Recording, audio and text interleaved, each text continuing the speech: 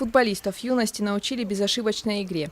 Мастер-класс по технике владения мячом для спортсменов провели бывшие игроки футбольного клуба «Алания». Такое мероприятие помогло юным воспитанникам узнать секрет, как стать непобедимым. Стимулом любого мальчика, занимающегося в спортивной школе в Осетии, является попасть в «Аланию».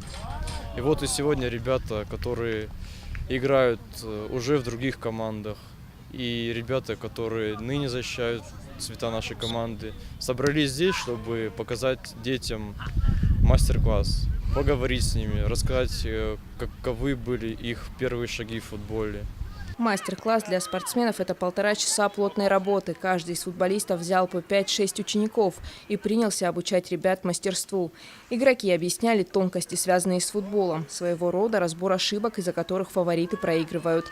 Простые движения для непосвященных, сближения, подсечка. Спортсмены разбирают, как музыканты, симфонию по нотам. Смотреть без зависти на то, что происходило на поле, было невозможно. Ребята молодцы, все стараются, все бегают, я думаю. И погода, посмотрите, какая, так что перспектива есть очень большая. Ребята стараются играть в пас, никто вперед не бьет, так что все стараются играть красиво. Агрессия должна быть в игре, мне кажется, только спортивной, так что и без агрессии тоже не играть в футбол, мне кажется.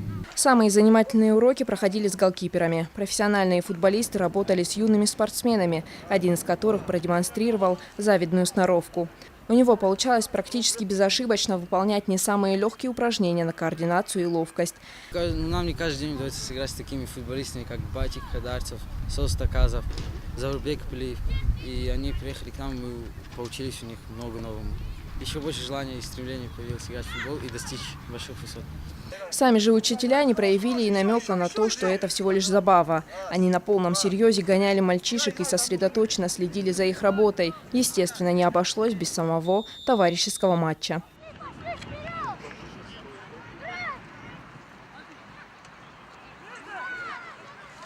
Рассказать успели немного, зато впечатление произвели неизгладимое. Все-таки не каждый день на занятия приходят кумиры. Пожалуй, это был один из лучших предновогодних подарков для начинающих звезд футбола.